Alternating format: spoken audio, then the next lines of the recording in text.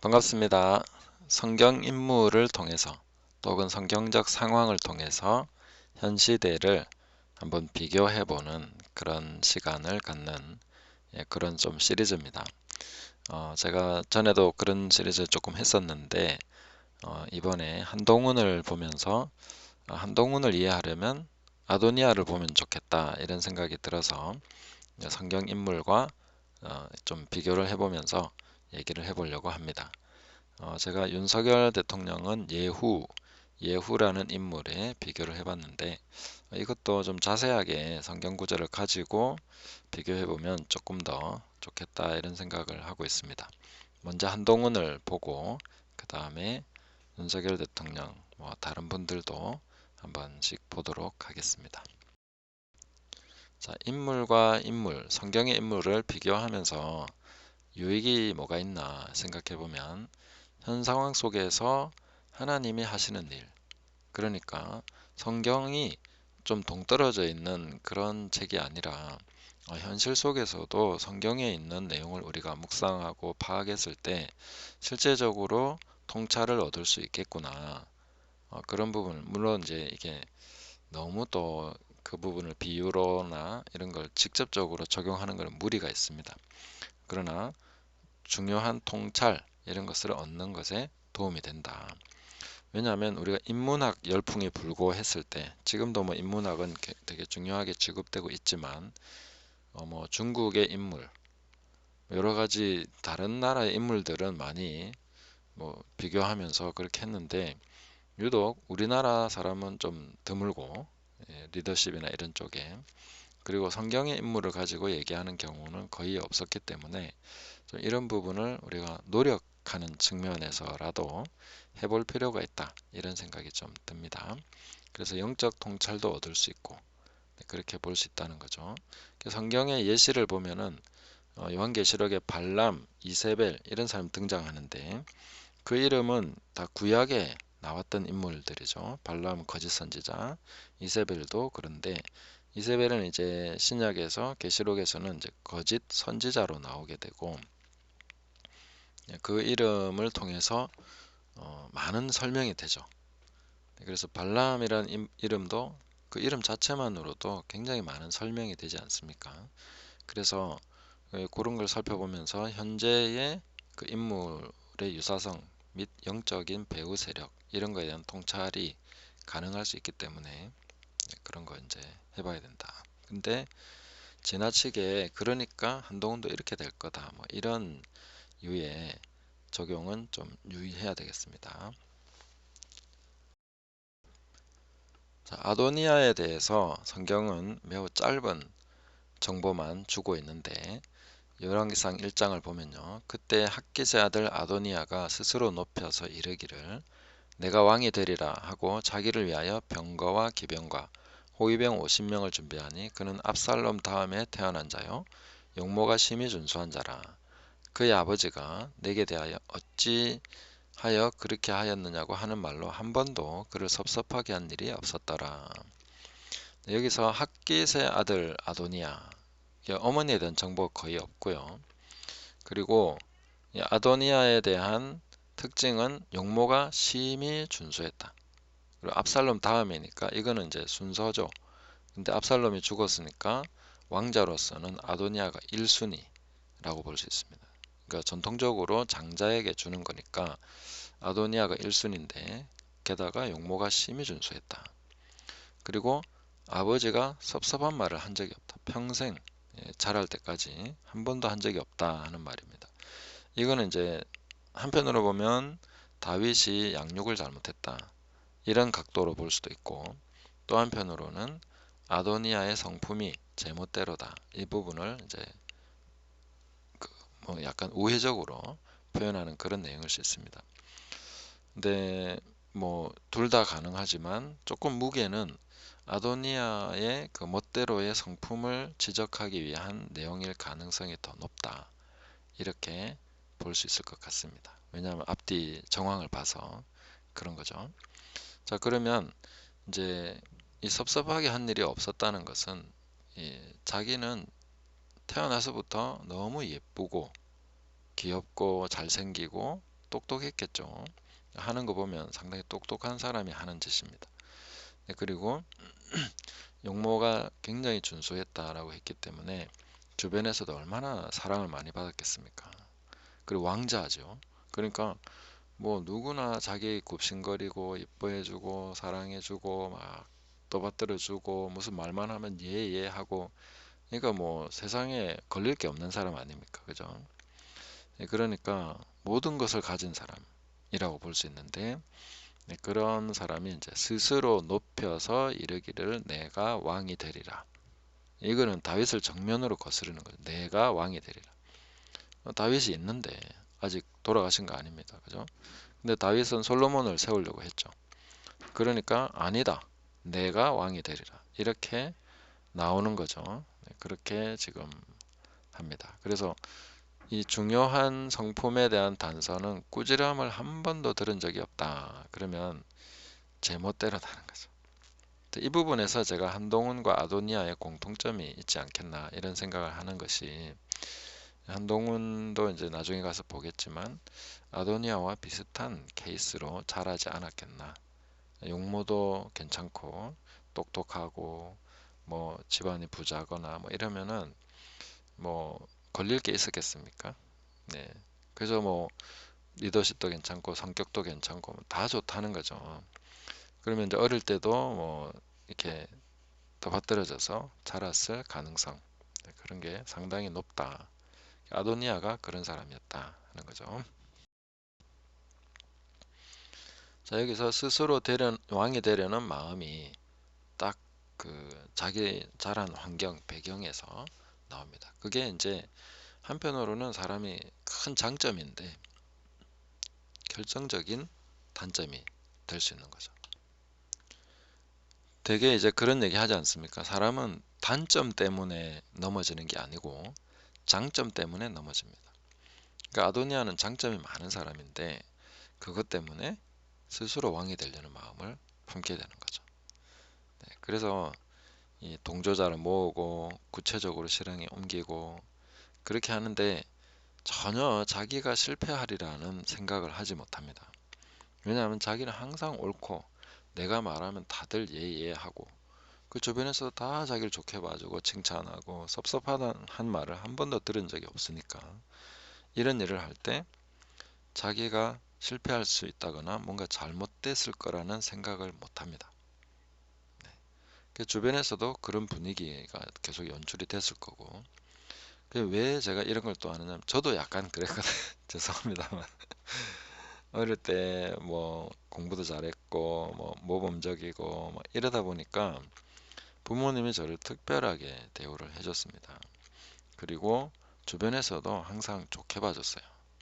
그러다 보니까 이제 어떤 문제가 생겼냐면은 내가 항상 옳다는 거, 내가 틀렸다는 걸 지적받는 것이 이해가 안 되는 거예요. 난 늘 옳은데 내 생각이 틀릴 수 없는데 내가 판단하고 생각한 것은 계획한 것은 다 옳은 것이었는데 지금까지 틀린 적이 없으니까 그게 하나의 경험으로 자리 잡아서 성품화되면은 굉장히 참 고집스러운 사람, 주변 말 안 듣는 사람 돼버립니다.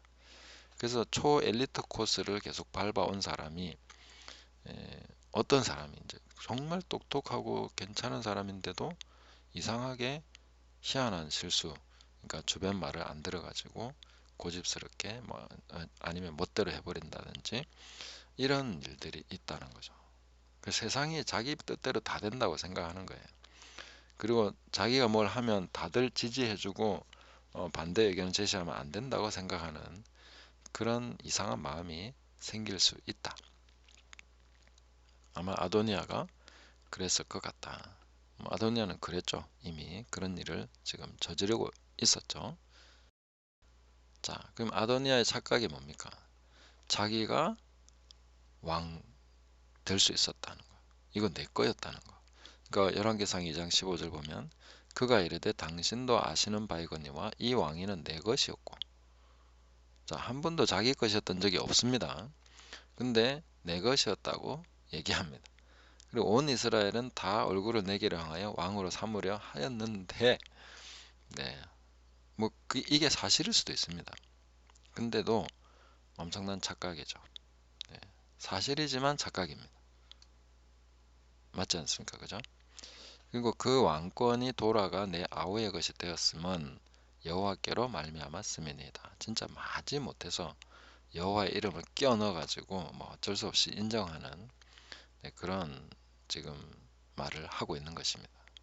그러니까 자기는 한 번도 왕위를 받은 적도 없고 지목된 적도 없습니다. 그건 자기 멋대로 생각한 자기만의 착각일 뿐이죠. 근데 자기 주변에 있는 사람 누구를 만나도 자기를 뭐라 하지 않습니다. 자기 말은 다 옳다고 예예합니다. 그러니까 착각할 수밖에 없죠. 내가 이스라엘 다 돌아다니면서 물어봤는데 그래도 내가 왕이 될 자격이 있다 얘기하고, 그런 이스라엘 사람들 다 나 좋아하는데, 그러니까 어떻게 틀릴 수 있겠냐고요. 근데 그게 심한 착각이라는 거죠. 참 희한합니다. 이렇게 되면 헤어나기가 참 어렵습니다. 그래서 제가 이 한동훈이라는 사람을 보면서도 지금도 자기가 틀렸다고 생각하지 않을 가능성이 높다. 자기는 틀렸다고 생각 안 할 거라고. 그리고 자기는 또 대통령이 될 수 있을 거라고. 대통령 이건 내 거라고. 이렇게 생각할 가능성이 있다고 저는 봅니다. 그 주변 무리들 아도니아에 동조하고 또 아도니아를 이용하려고 하겠죠. 약간 그런 거 보면 이게 사람이 이제 주목받고 있고 인기도 있고 또 뛰어난 부분도 있고 뭐 이미 또 배경도 왕자니까 그걸 이용하려는 사람들이 반드시 있게 마련이죠. 그런 사람들은 또 그 사람 옆에 붙어가지고 자기 뜻을 이루려고 할 거라고요. 그러니까 이 아도니아 같은 사람의 특징이 뭐냐면 진정한 충성과 아부와 이런 걸 구별할 줄 모릅니다. 왜냐하면 항상 자기는 칭찬 듣고 항상 자기에게는 굽신거리는 사람들이 있었고, 그렇기 때문에 진짜 친구, 정말 진심으로 대하는 사람은 오히려 힘들어할 수도 있어요. 왜냐하면 자기에게 뭔가 아니라고 얘기하고 틀렸다고 얘기하고 하지 말라고 얘기하는 사람은 미워할 거라고. 그러니까 충성된 사람이 옆에 있을 수가 없는 그런 스타일인 거죠. 그러니까 요압 같은 사람이 옆에 붙는 거죠. 요압은 항상 다윗에게 충성하는 듯한 그런 마음이 있지만, 그런 모습을 띠지만 늘 자기 세력을 구축하고 자기 중심적이었죠. 네, 그런 모습들이 보이는 사람. 아비아달은 엘리에셀의 자손인데, 엘리의 자손인데 노베의 제사장인 아히멜렉의 아들, 그리고 다윗을 도왔다는 혐의로 83명 제사장들을 죽일 때 사울이 죽였죠. 그럴 때 도망쳐서 살아남은 유일한 생존자입니다. 그러니까 다윗에 대해서는 이렇게 트라우마가 있는 사람이죠. 그렇지만 다윗이 또 잘해주고 이랬기 때문에 어느 정도 버티고 있었는데 결정적으로 아도니아에게 붙게 되죠. 그리고 항상 불만 세력들은 언제나 어디에나 존재합니다. 그래서 이런 주변 무리들에 둘러싸여서 아도니아는 큰 오판을 하게 되죠. 그런 상황이 된다는 겁니다. 나중에 또 수냄 여인 아베삭을 달라고 할 때도 아마 요압이나 주변 사람들이 그랬을 것 같아요. 그래서 오판을 하게 되죠. 항상 옆에 말을 들으면서 자기 뭔가 심정에 있는 것을 이렇게 아부하는, 아첨하는 그런 사람들은 그 사람 마음에 있는 것 보고 아첨하는 거거든요. 저 사람 뭘 좋아하는지 그 좋아하는 말을 해주는 거거든요. 그럼 또 그 사람이 아도니아 같은 사람은 자기 생각을 확증하는 계기로 삼는다고요. 그러니까 이게 악순환이 되는 거죠. 그렇게 해서 이제 망하는 길로 간다, 이런 것을 볼 수 있습니다. 그럼 한동훈, 저는 개인적으로 뭐 인격적으로나 이분이 나쁘다거나 그런 얘기 하는 건 아닙니다. 근데 서울대 법대 나오고 컬럼비아 대학교 로스쿨 수료를 했는지 하여튼 이렇게 했고, 검찰, 법무부 장관, 국민의힘 대표, 이 정도 되면 정말 화려한 스펙이지 않습니까? 대한민국에서 이 정도면 뭐 대통령으로서 충분히 될 만한 그런 스펙을 가졌다, 이렇게 볼 수 있고, 또 천주교 배경이더라고요. 그리고 이 공통점, 아까 말씀드렸듯이 어려서부터 기대를 한 몸에 받고 주변 사람들이 다 오냐 오냐 하면서 네가 하는 게 다 옳다고 하고 자기 생각이 틀렸던 적이 없는, 그리고 자기는 하고 싶은 대로 마음먹은 대로 다 해냈던 사람, 그런 엘리트 코스를 밟아왔던 사람. 그렇기 때문에 그것이 강점인데, 좋은 점인데 약점이 된다 하는 거죠. 왜냐하면 눈이 흐려진다.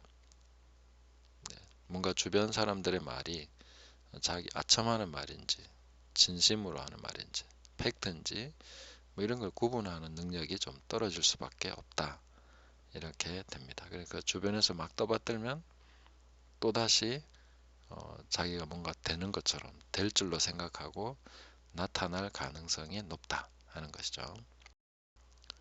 아도니아의 재혼은 이렇습니다. 수냄 여자 아비삭을 자기한테 달라고 요구합니다. 솔로몬이 지혜로운 사람인데 이것을 볼 때 이 말은 왕권에 대한 도전입니다. 아직도 자기가 왕이 되고 싶은 거예요. 아까 그 2장 15절입니까? 인용했을 때 이 왕위는 내 것이었고 이렇게 말하죠. 그 미련을 버리지 못하는 거예요. 아도니아는 자기 갖고 싶은 거 하고 싶은 거 다 했던 사람이기 때문에 왕이 못 되는 거에 대해서는 엄청난 그 야망, 거기에 대한 갈증 같은 것이 사라지지 않는 거죠. 그래서 수냄 여자 아비삭을 달라고 합니다. 그래서 이 의도가 뭐냐면은 아버지의 여자, 자신의 아내로 삼으면 왕의 정통성을 확보할 수 있죠. 고대에 그런 이야기들 꽤 많습니다. 결혼을 통해서 귀족이나 왕족과 결혼해서 뭐 이게 약간 천민 출신, 뭐 대장장이 뭐 이런 사람 있지 않습니까? 그런 사람이 결혼을 통해서 정통성을 확보해서 뭐 그런 사람. 성경의 헤롯도 약간 그런 사람이죠. 결혼을 통해서 이제 유대인 여자와 귀족과 결혼을 했죠. 그런 식으로 하는 사람들이 있습니다. 근데 솔로몬은 그 얘기를 듣자 바로 아도니아를 죽여버립니다. 네가 죽을 때가 됐구나 하는 거죠.